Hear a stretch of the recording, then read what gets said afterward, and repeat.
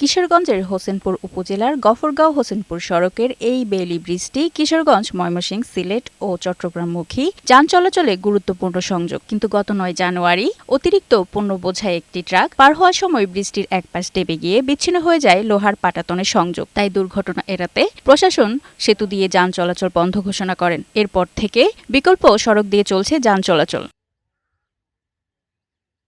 দীর্ঘ ৬ মাসেও ব্রিজটি সংস্কারের কাজ শুরু না হওয়ায় ভোগান্তিতে হাজারো মানুষ। এতে অতিরিক্ত পথ ঘুরে গন্তব্যে যেতে হচ্ছে বলে সময় ও খরচ বেশি লাগছে যাত্রী ও পরিবহন চালকদের।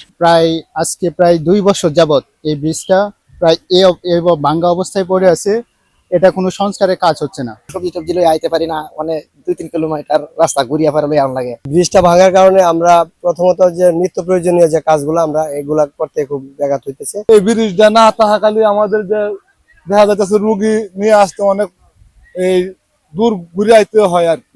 আরিফা শিকদার, বৈশাখী সংবাদ।